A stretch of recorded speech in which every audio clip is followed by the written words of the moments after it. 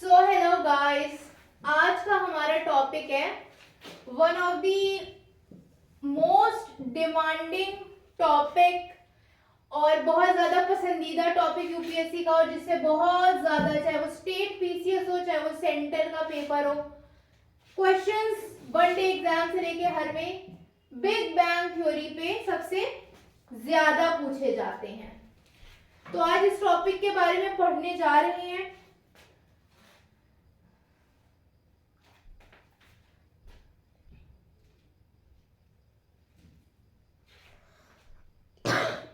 पूरी दुनिया के सारे साइंटिस्ट इस बात की खोज में लगे रहे कि आखिर हमारे यूनिवर्स का क्रिएशन कैसे हुआ। हर कोई, चाहे वो इंडियन साइंटिस्ट हो चाहे वो ग्लोबल साइंटिस्ट हो, इस बात को जानने में उन्होंने बहुत थ्योरीज पे काम किया कि आखिर यूनिवर्स का क्रिएशन कैसे हुआ। तो इसी में से एक रिसर्चर थे जॉर्ज लेमैत्र। जॉर्ज लेमैत्रे ने हमको बताया कि हमारे यूनिवर्स का क्रिएशन कैसे हुआ। जॉर्ज लेमैत्रे ने हमें थ्योरी दी, जिस थ्योरी का नाम है बिग बैंग थ्योरी। उसके बाद काफी टाइम बीत गया। उसके बाद एक और हमारे साइंटिस्ट आए जिनका नाम था रॉबर्ट वेगनर।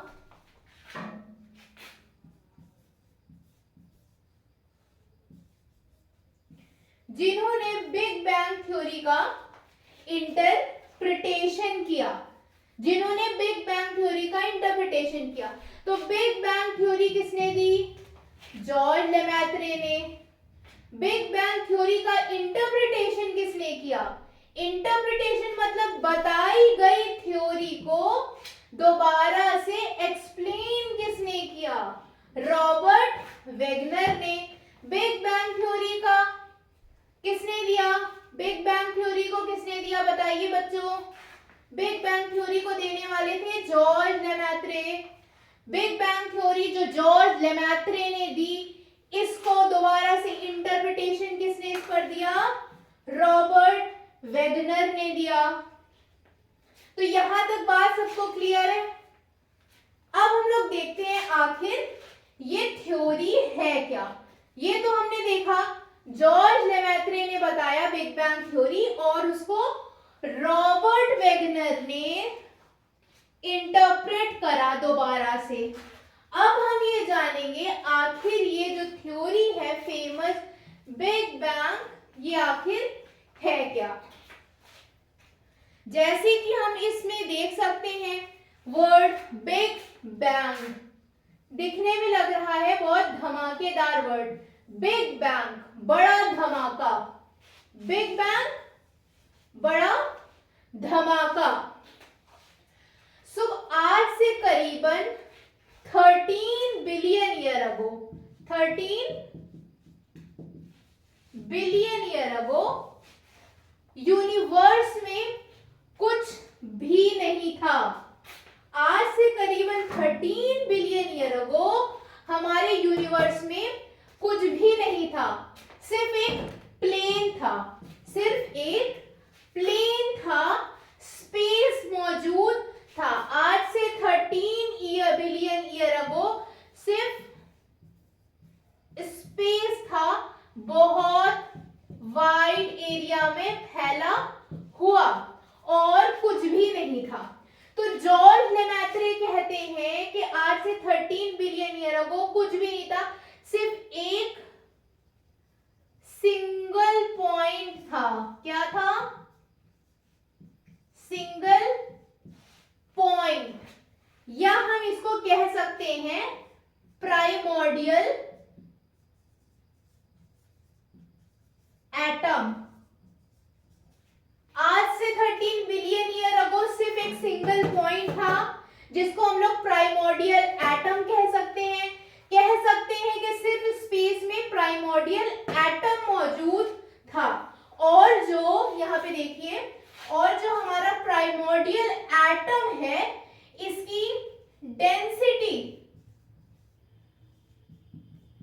बहुत ज्यादा थी और टेम्परेचर बहुत ज्यादा था। इस प्राइमोर्डियल एटम की डेंसिटी और टेम्परेचर यानी बहुत ज्यादा गर्म था और बहुत ज्यादा डेंसिटी थी, डेंस था। मैम समझ में तो आ गया, टेम्परेचर बहुत ज्यादा था, डेंसिटी बहुत ज्यादा थी, नहीं समझ में आया, कोई बात नहीं बच्चों, समझाती हूँ। देखिए एक खाली ग्लास हम लोगों ने लिया, ठीक है, सबको समझ में आ रहा है। मैंने पूछा कि डेंसिटी किसे कहते हैं, तो ये खाली ग्लास है। अब इस खाली ग्लास में कितना पानी आ सकता है या कितना लिक्विड आ सकता है, लिक्विड में कुछ भी, मतलब इस ग्लास को पूरा, इस ग्लास में कितनी क्षमता है कि पूरा पानी या कोई भी चीज इसकी एरिया को कवर कर ले, उसको डेंसिटी कहते हैं। यानी ये गिलास में ये पानी गया और ये ऊपर तक ये पानी ऑक्यूपाई हो गया, तो ये हो गई, इस इतना पानी भरने की क्षमता इस ग्लास में है, यानी इतने लीटर की डेंसिटी इस ग्लास की है। तो समझ में आया। तो इस ग्लास, इस पॉइंट की, सिंगल एटम की डेंसिटी बहुत ज्यादा थी, यानी सब कुछ समाहने की क्षमता बहुत ज्यादा थी और टेम्परेचर बहुत ज्यादा था। जब ये single atom, big bang theory बताती है कि ये सिंगल एटम या प्राइमोर्डियल एटम का ब्लास्ट हुआ, ऑल ऑफ द सडन ये फट गया, ये ऑल ऑफ द सडन फट गया और फट के एक्सपैंड होना शुरू हो गया, एक्सपैंड होना शुरू हो गया। ये सिंगल एटम, प्राइमोर्डियल एटम जब ब्लास्ट हुआ तो इसका एक्सपेंशन शुरू हो गया। इसके एक्सपेंशन से मैटर और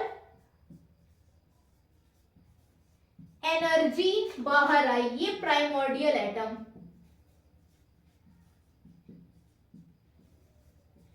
प्राइमोर्डियल एटम फटा, एक्सपेंशन हुआ,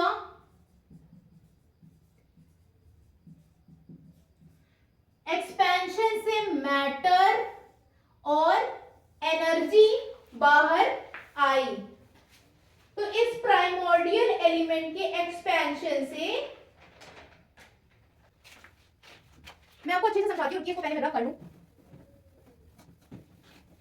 हो जाएगा तो ये प्राइमोर्डियल एटम है,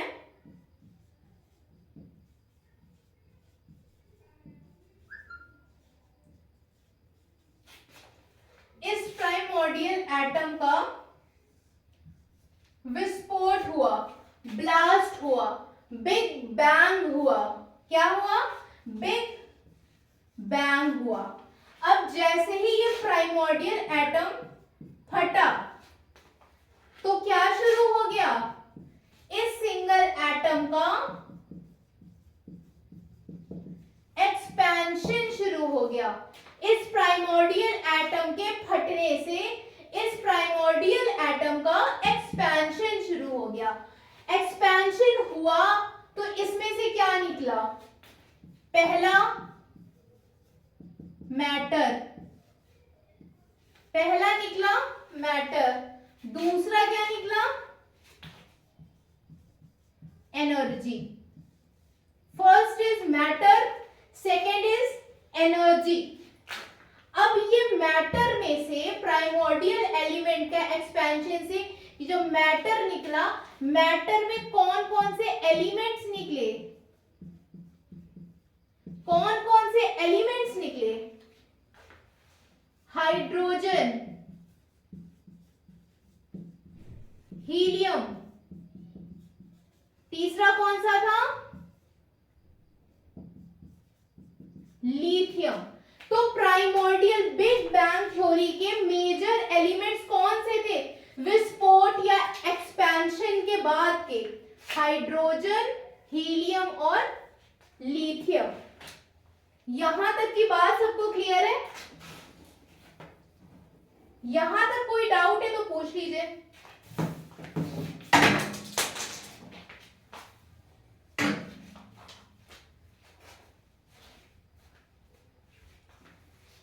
अब ये प्राइमोर्डियल एलिमेंट्स, ये जो एलिमेंट्स हैं हमारे, ये एलिमेंट्स पर लगी ग्रेविटी।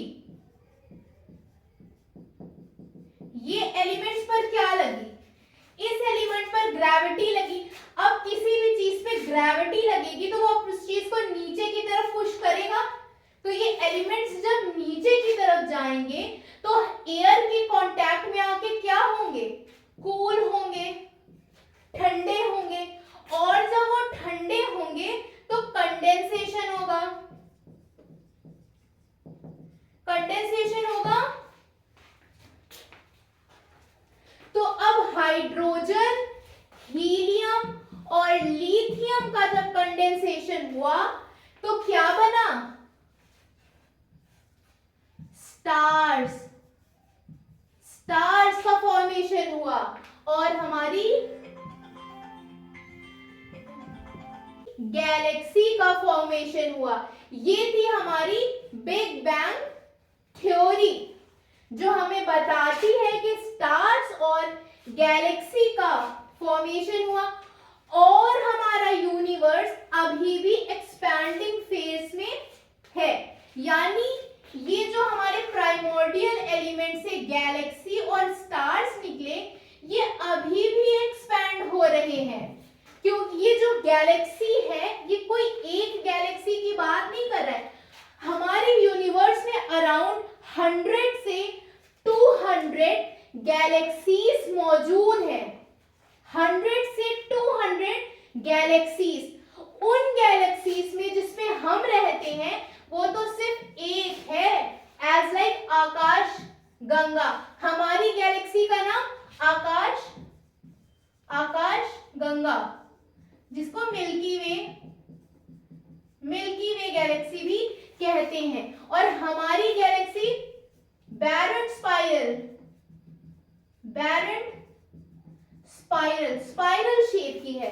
तो इसी तरह से यूनिवर्स में जैसे हमारी गैलेक्सी आकाश गंगा बैरन स्पाइरल शेप की है, वैसे ही और भी डिफरेंट गैलेक्सीज है और डिफरेंट शेप एंड साइज।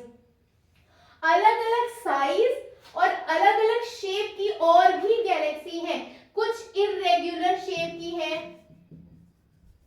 कुछ प्लेन है, लंबी सी है, कुछ डिस्क लाइक शेप की है। तो इसी तरह से करीबन 100 से 200 बिलियन गैलेक्सी हमारे यूनिवर्स में मौजूद है। और हर एक गैलेक्सी के अंदर करीबन हर एक गैलेक्सी के अंदर करीबन 100 बिलियन स्टार्स मौजूद है। तो अब तक की कहानी में कहीं तक की भी दिक्कत या कोई भी परेशानी तो आप बता सकते हैं।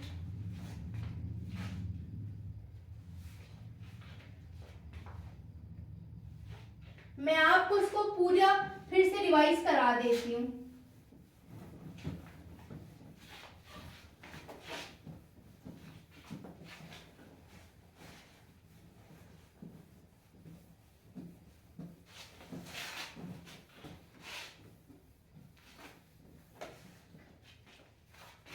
तो बात यहां से हमारी शुरू हुई थी कि करीबन 13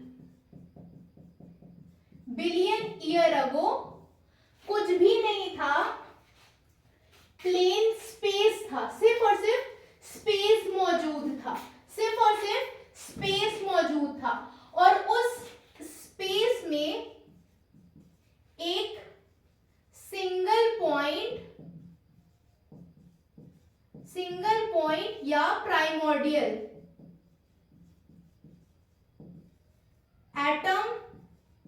मौजूद था। विद टाइम एक दिन इस प्राइमोर्डियल एटम का विस्फोट हो गया, बिग बैंग हो गया, फट गया, बड़ा धमाका हो गया। और जब ये सिंगल पॉइंट का बड़ा धमाका हुआ, बिग बैंग हुआ,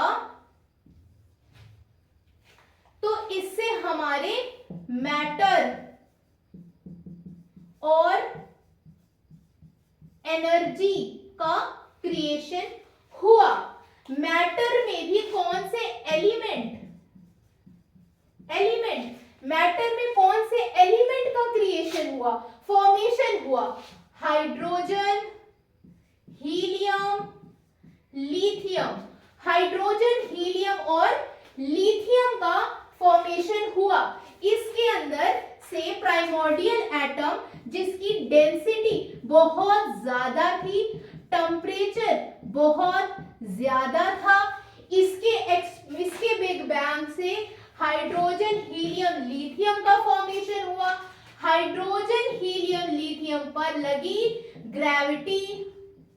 ग्रेविटी ने इनको नीचे की तरफ खींचा, ये ठंडी हुई, इसका हुआ कंडेंसेशन,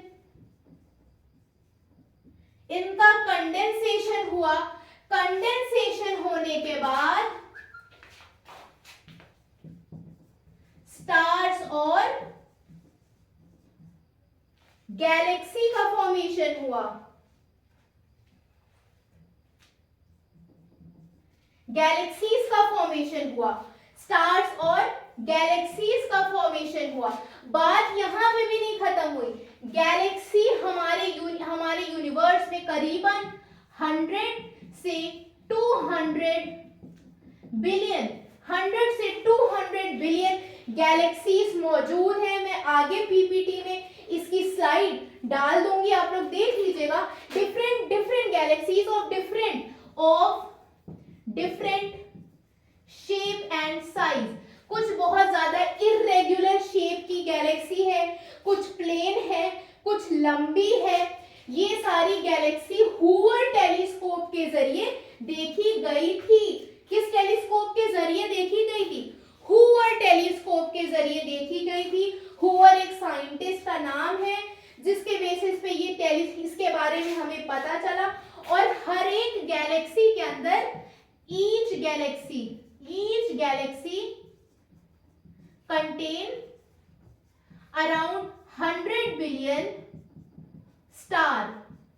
हर एक गैलेक्सी के अंदर करीबन 100 बिलियन स्टार्स मौजूद हैं। और जिस गैलेक्सी में हम रहते हैं उन 100 में से एक गैलेक्सी हमारी भी है जिसमें हम रहते हैं। हमारा पूरा सोलर सिस्टम, ब्रह्मांड, हमारा सूरज और डिफरेंट हमारे 8 प्लैनेट्स मौजूद हैं। उस गैलेक्सी का नाम है आकाशगंगा ऑब्लिक मिल्की वे। एग्जाम में यूपीपीसीएस आपका यूपीएससी में तो डायरेक्ट ये क्वेश्चन नहीं पूछता, लेकिन यूपीपीसीएस के प्रीवियस ईयर क्वेश्चन में ये क्वेश्चन आया हुआ है कि ये जो आकाशगंगा हमारी गैलेक्सी है इसका शेप क्या था। तो हमारी गैलेक्सी का शेप बैरन स्पाइरल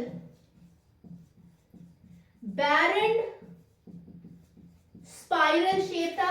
मैं पीपीटी में आगे इस शेप की आपको इमेज डाल दूंगी, आप देख लीजिएगा। इस तरह से शेप का हमारी गैलेक्सी है जिसको मिल्की वे गैलेक्सी कहते हैं। बैरन स्पाइरल शेप है। और हमारी गैलेक्सी आकाशगंगा कौन से टेलीस्कोप के जरिए इसके बारे में पता चला, बताइए? वो टेलीस्कोप का नाम है स्पेट्जर टेलीस्कोप। स्पेट्जर टेलीस्कोप के जरिए आकाशगंगा मिल्की वे गैलेक्सी का फॉर्मेशन हुआ। और बिग बैंग, ये जो हमारी थ्योरी बिग बैंग है, ये बताती है कि हमारा यूनिवर्स, हमारी गैलेक्सीज आज भी एक्सपैंडिंग नेचर की हैं। हमारा यूनिवर्स आज भी एक्सपैंड होता चला जा रहा universe is expanding,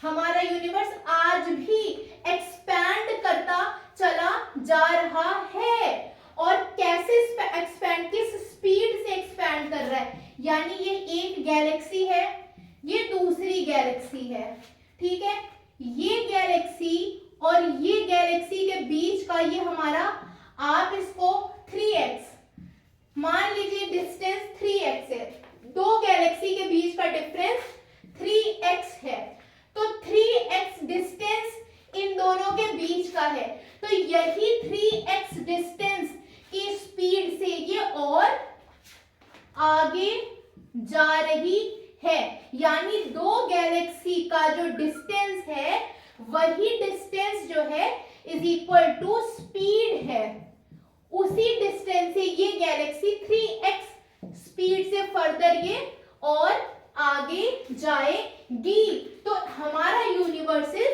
expanding in nature, further और एक्सपैंड किया और एक्सपैंड किया और ये एक्सपैंड करता ही जा रहा है। तो यहां तक की पूरी कहानी सबको क्लियर हो जानी चाहिए, क्योंकि यहां से क्वेश्चन बहुत ज्यादा आते हैं और इस पे कॉन्सेप्चुअल क्लियरिटी होना बहुत जरूरी है।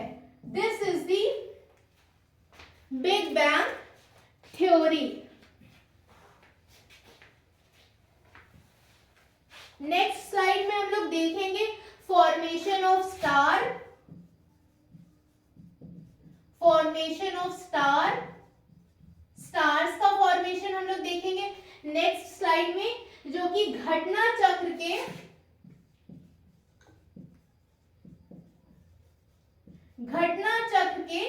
चैप्टर नंबर 1 का पार्ट है। तो बच्चों यहां तक आपको सब कुछ क्लियर हो जाना चाहिए। और मैं आपको ये चीज बता रही हूं कि लाइफ में जो हमारी जर्नी है, यूपीएससी कहिए, UPPCS, civil service, 1 day examination की जर्नी, आपको इसमें हार नहीं माननी, क्योंकि गेम इज अबाउट कंसिस्टेंसी और यही सबके पास नहीं होता। The thing is how consistent are you in your efforts, the better you are getting it in future. आप जितने कंसिस्टेंट हैं उतने ही आपको फ्रूट्स मिल रहे हैं आगे। पूछिए कैसे? तो बेटा ओझा सर की मैं एक वीडियो देख रही थी, स्क्रॉल करते करते मैं उनको बहुत सुनती भी हूँ और मेरे एक आइडियल हैं ओझा सर, अवध ओझा सर, सभी को पता होगा, यूपीएससी की कोचिंग देते हैं और बहुत अच्छे स्पीकर भी हैं, मोटिवेटर भी आप कहे। तो मैं उनको सुन रही थी, तो उन्होंने यही एग्जाम्पल दिया। वो बता रहे थे कि चुनौतियां लाइफ में जब आ जाएं तो आप समझिए परिवर्तन बहुत ज्यादा और बहुत बड़ा होने वाला है। यानी जितना बड़ा संघर्ष उतना बड़ा रिजल्ट। सोना जितना तपता है उतना ज्यादा निखरता है। हीरे को जितना घिसा जाता है उसकी चमक उतनी ज्यादा होती है। एग्जाम्पल अवध ओझा सर का देती हूं। वो बता रहे थे कि भगवान राम को वनवास के लिए भेजा गया। राम राजा बनने वाले थे, उनको वनवास के लिए भेजा गया, राम को वनवास के लिए भेजा गया। चाहते तो मना कर सकते थे, भाई उनके बाप का था ना, उनके बाप पे ही इम्प्लीमेंट हो रहा था कि उनको अपना वचन निभाना था। राम चाहते तो मना कर सकते थे, लेकिन उन्होंने मना नहीं किया। राजा की गद्दी छोड़कर 14 वर्ष के लिए वनवास पे गए और मर्यादा पुरुषोत्तम भगवान श्री राम बन गए। यानी जहां जहां लाइफ में आप लोगों की आप देखिए जहां जहां कुछ ऐसी चुनौतियां आई कि जिनसे उभरना बहुत मुश्किल है, या आपको आगे अंधकार अंधेरा नजर आ रहा है, या लग रहा है कि इसके आगे अब लाइफ में कुछ है ही नहीं, तो बस वहीं पे संभल जाइएगा, वहीं पर टूटने मत दीजिएगा अपने आप को, क्योंकि इसी के आगे जो है जो सफलता आएगी वो सफलता आपके कदम चूम लेगी। तो बस यही लेसन हमारा याद रखना है आज का, और नेक्स्ट टॉपिक हमारा स्टार्स पे रहेगा नेक्स्ट पीपीटी में। Thank you.